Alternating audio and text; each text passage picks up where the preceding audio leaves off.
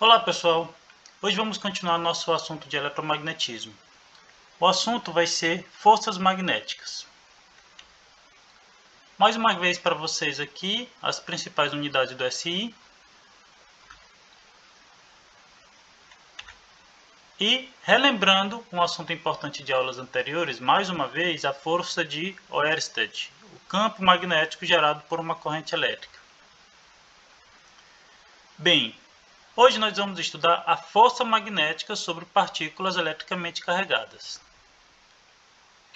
O que acontece é o seguinte: quando eu tenho um campo magnético e eu tenho uma partícula eletricamente carregada com uma velocidade não nula neste campo, o campo vai exercer uma força sobre essa partícula, que depende do módulo do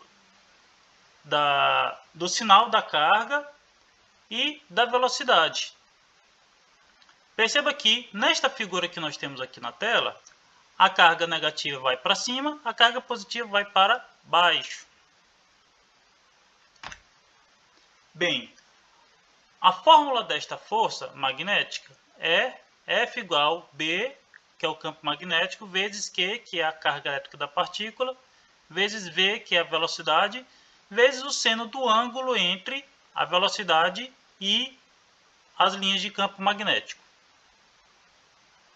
Isso aqui, pessoal, é um produto vetorial. Eu vou multiplicar vetorialmente dois vetores. Então, o sinal da carga elétrica vai influenciar na direção dessa força. Mas como eu sei a direção da força?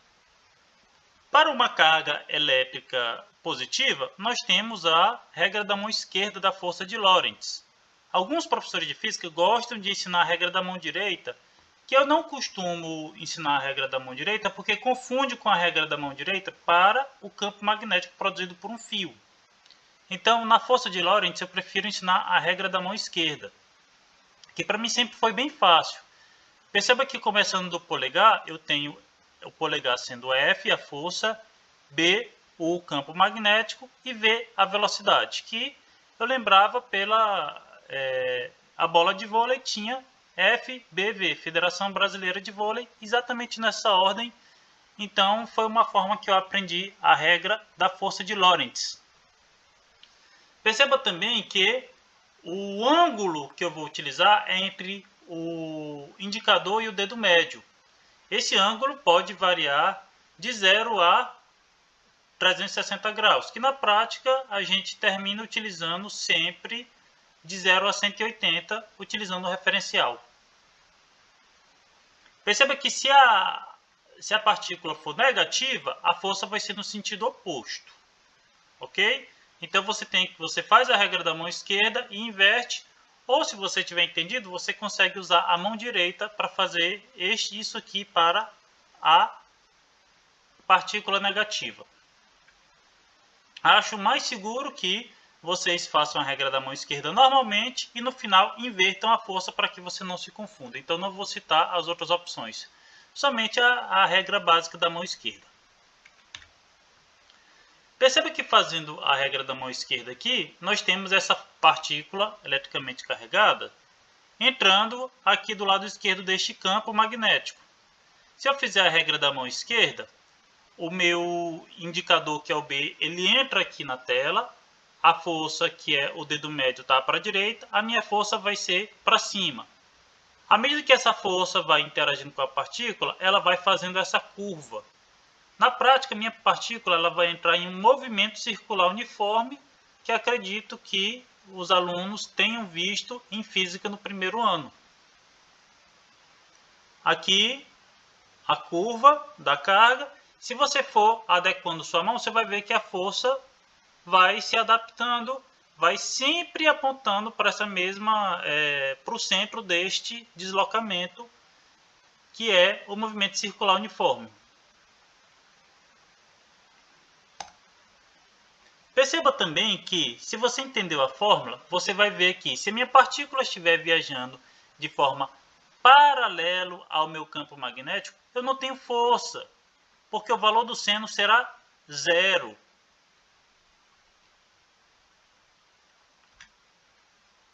Perceba que se minha partícula for lançada obliquamente, a força vai ser aplicada apenas em uma das direções da velocidade. A direção da velocidade, que é paralela ao campo magnético, ela não vai sofrer alteração. E aí a minha partícula vai ter esse movimento helicoidal que nós estamos vendo na figura aqui na tela. Ok? Isso aqui é uma decomposição de vetores. Nessa disciplina a gente não vai estudar este nível de complexidade, mas achei interessante trazer para vocês. Bem, vamos fazer um exemplo aqui. Eu tenho uma partícula de 4 milicoulomb. Espero que vocês estejam familiarizados com múltiplos e submúltiplos. O campo magnético é de 0,05 Tesla e a velocidade é de 10 metros por segundo. Veja que eu dei o ângulo aqui, perpendicular, ok? Perpendicular 90 graus. Vamos utilizar a nossa fórmula, F igual a QVB seno de θ.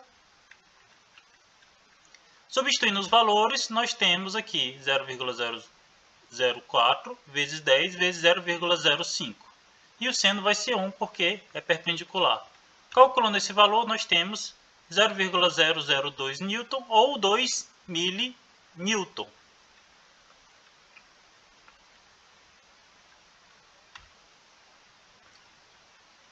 Continuando o assunto, se uma partícula eletricamente carregada com velocidade diferente de zero está em um campo magnético, e se um fio conduzindo corrente elétrica ele tem cargas em movimento, afinal, a corrente elétrica é o movimento de cargas, é natural pensar que um fio conduzindo corrente elétrica em um campo magnético vai sofrer uma força.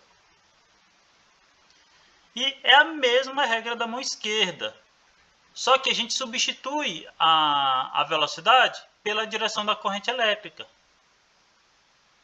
Aí a nossa regra da mão esquerda, né, em vez de ser F igual a B vezes V, a regra da mão esquerda, que é FBV, vai virar outra sigla muito comum para vocês, né? Imagino, o FBI, força, campo, corrente. E a direção ela é igual. Lembrando que o nosso sentido convencional da corrente elétrica é o de cargas positivas, por isso a regra da mão esquerda funciona de forma prática. Se eu estiver utilizando o sentido dos elétrons, eu não uso a regra da mão esquerda. Mas, como na prática a gente sempre usa o sentido convencional, a regra funciona de forma extremamente prática. E perceba que a corrente elétrica é a quantidade de cargas que se movimentam pelo condutor por unidade de tempo. Assim eu posso substituir a velocidade vezes a carga pela corrente vezes o comprimento do fio. Assim a nossa fórmula fica F igual a B, que é campo, e corrente, L, que é o comprimento do fio. Afinal, quanto maior a corrente, maior o número de cargas. Quanto maior o fio, maior o número de cargas. Então, eu vou substituir o V vezes o Q por o I vezes o L. E perceba que L é o comprimento do condutor sob efeito do campo magnético. Se o fio for maior do que a região de campo magnético, eu só vou considerar a parte que está no campo magnético, ok? E a relação entre a direção da corrente e o campo magnético vale igual ao que era na anterior com cargas, ok? Perceba que aqui eu tenho o isométrico, o fio conduzindo corrente elétrica, o campo magnético e a direção da força. Se vocês testarem a regra da mão esquerda aí, vocês vão ver que a força vai ser nessa direção. Perceba que a força é máxima quando eles são perpendiculares, ângulo de 90 graus. E que se o fio for paralelo ao campo, a força é nula. E os ângulos intermediários vão nos dar valores intermediários. Fazendo uma questão rapidamente aqui para nós, eu tenho um fio com 100 metros de comprimento, está em uma área com campo magnético de meio Tesla, o ângulo é de 60 graus, a corrente é de 100 A. Vamos fazer a questão com a fórmula que nós acabamos de ver. Substituindo os valores, nós temos 0,5 vezes 100 vezes 100 vezes o seno de 60 graus. Nós vamos encontrar uma força de 4,3 kN. E continuaremos esse assunto na segunda parte do nosso vídeo. Obrigado.